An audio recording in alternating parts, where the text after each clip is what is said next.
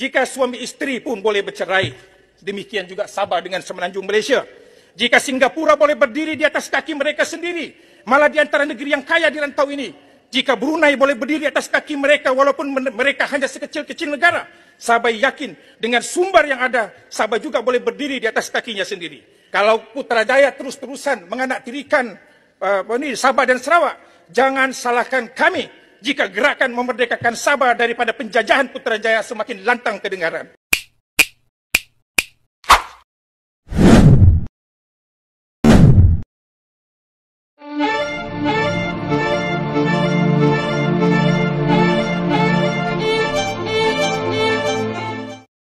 Rasisme di Malaysia kerap masih terus terjadi secara mencolok di kalangan pegawai negeri sipil dalam pemerintahan Malaysia. Masalahnya, pejabat penting di instansi-instansi pemerintahan Malaysia didominasi etnis Melayu. Itulah keluhan-keluhan dari kalangan tokoh masyarakat dan politikus negara bagian Sabah dan Sarawak.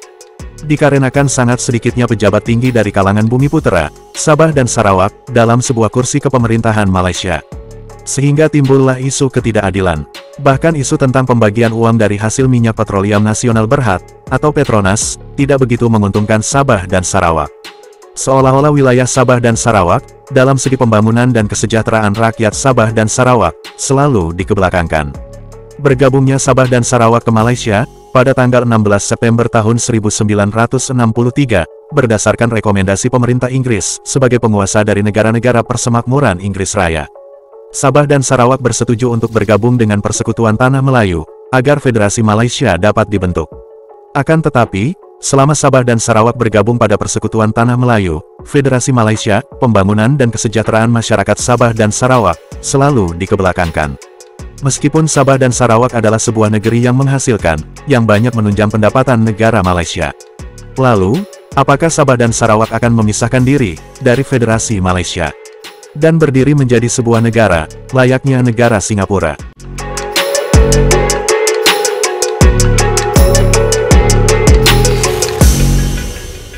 Ahli Parlimen Keningau Jeffrey Kitingan berharap mendengar keluhan rakyat Sabah dan Sarawak bagi menyelamatkan Malaysia.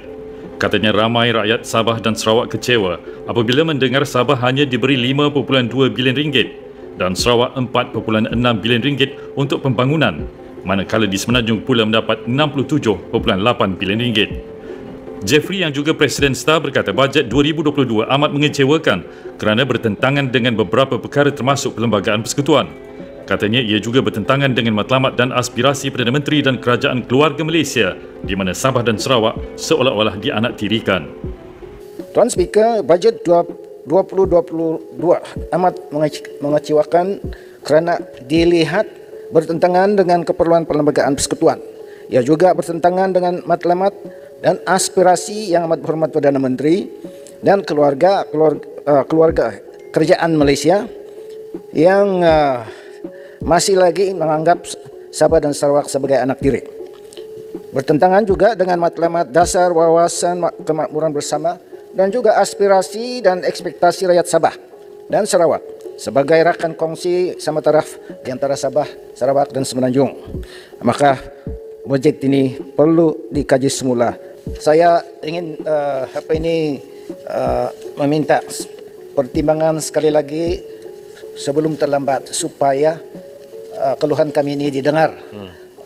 YB daripada Sabah dan Sarawak sudah banyak kali menyuarakan, tetapi lebih lantang lagi suara-suara di luar sana yang meminta supaya keluhan kita didengar atau kita akan menghadapi masalah di masa yang akan datang. Layanlah sebagai partner dan hormatilah hak Sabah dan Sarawak di dalam perlembagaan.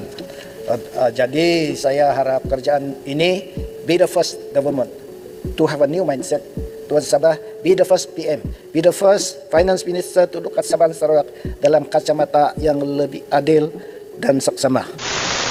Jadi persoalan saya, Datuk Yang di-Pertua, apabila saya melihat statut baru ini, yang menarik perhatian saya adalah tarikh di mana, kalau saya boleh bacakan dengan izin, diperintahkan oleh Dewan Rakyat untuk dibentangkan di atas meja mesyuarat 29 hari bulan September 1971. Dan saya buat kajian, Datuk Yang di-Pertua. Pada tahun 1970-71, ada 3 sesi sidang parlimen dilakukan pada tahun tersebut. Sidang pertama pada 20 Februari tahun 71 sehingga 19 Mac tahun 1971. Sidang kedua pada 5 Julai 1971 sehingga 30 Julai 1971. Dan kemudian sidang ketiga pada 8 Desember 1971 sehingga 17 Desember 1971. Persoalan yang saya ingin bangkitkan, Datuk Yang Dipertua, bagaimana mungkin warta yang diberikan kepada saya ini, statut pada tahun 1971 ini, dibentangkan di mesyuarat Dewan ini pada 29 September 1971 pada ketika tidak ada manusia berada di dalam Dewan Parlimen ini. Jadi ini persoalan dia. Ini melibatkan hak Sabah 40%. Sebab itu saya ingin nyatakan di dalam Parlimen hari ini, di mana melalui pembatalan warta 1971 ini terbukti Kerajaan Persekutuan telah mencuri hak negeri Sabah di dalam Parlimen, di dalam Dewan Rakyat ini. Dan inilah yang ingin kami bangkitkan. Saya ingin tanya kepada Menteri Keuangan, apa sebab pada tahun 1971, 29 September, dibentangkan warta yang pada ketika itu tidak ada persidangan dilakukan. Dan kepada siapa mereka bentangkan? Dan siapa yang bersetuju terhadap warta ini? Dan ini yang kita ingin, sebab ini berkait rapat dengan hak kita. Dan oleh kerana soalan yang saya buat itu, Datuk Yang Dipertua, perihal sidang lepas, warta yang dirahsiakan, menjadi persoalan kepada saya. Bagaimana mungkin warta ini yang saya cari sebelum ini, researcher kita cari sebelum ini tidak jumpa, dan suddenly hari ini kita jumpa di library Parlimen ini. Jadi saya minta penjelasan daripada Menteri Keuangan kerana ini melibatkan hak negeri Sabah. Dan di sini juga saya ingin rekodkan, Datuk Yang Dipertua, jika benar Ketua Menteri Sabah bersetuju terhadap jadual baru ini dan mengabaikan dari segi prosedur tentang hak Sabah ini, saya menuntut rakyat Sabah menghukum kerajaan CRS kerana telah mengabaikan dan menidakkan hak Sabah bersekongkol dengan kerajaan persekutuan. Terima kasih, Yang Berhormat. Itu bukan point of order sebenarnya, Yang Berhormat. Saya tak faham satu pun Yang Berhormat kata tadi sebab saya tak baca lagi warta yang 1971 dan warta yang semalam ni. Lain kali, Yang Berhormat, sekiranya ada point of order yang sebegitu detail, saya pohon Yang Berhormat jumpa saya dulu, semua Yang Berhormat, ya. Sebab kalau di UK House of Commons, praktisnya kalau point of order tu penting dan amat detail, mereka selalunya berjumpa dengan speaker dulu, supaya speaker boleh faham apa yang akan dinyatakan dan boleh dibuat ruling. Mungkin saya boleh mengajak Menteri Hal Ehwal Sabah, Datuk Seri, Tan Sri, untuk bersama-sama saya dengan jumpa dengan Tan Sri lah. Jumpa saya dulu. Saya minta Yang Berhormat Menteri Hal Ehwal Sabah berjumpa dengan Tan Sri selepas ini untuk melihat perkara ini. Yang Berhormat, tak naklah ucapan sebegitu. Boleh jumpa saya dulu, bagi saya faham dulu. Ya. Datuk Yang Dipertua, akhir sekali, Perjanjian Malaysia tahun 1993. Ada seorang anak muda yang bertanya kepada saya, apa perbezaan kerajaan persekutuan dengan penjajah British? Pada dia, penjajah akan mengambil hasil negara yang mereka jajah. Tetapi kerajaan persekutuan bukan saja mengambil hasil daripada Sabah, malah secara tidak langsung juga mengimport anak-anak muda Sabah berhijrah, merantau ke negeri orang, bekerja sebagai buruh, bekerja sebagai security, kerja di kilang-kilang, walaupun pada hakikatnya negeri yang mereka tinggalkan itu adalah negeri yang kaya dengan sumber alam semula jadi. Maknanya pada anggapannya sekejam-kejam penjajah British, lebih kejam lagi kerajaan Putrajaya dalam konteks layanan terhadap negeri Sabah. Datuk Yang Dipertua, perjanjian MA63 ini ditandatangani oleh 4 wilayah. Persoalannya, jika tidak setuju dengan perjanjian ini dahulu, kenapa ditandatangani? Dan saya pasti jika bapak-bapak kemerdekaan kami tahu bahawa kerajaan persekutuan tidak akan menunaikan perjanjian ini, saya yakin mereka juga tidak akan menandatangani perjanjian ini. Dan saya pasti, without Sabah, there will be no Malaysia.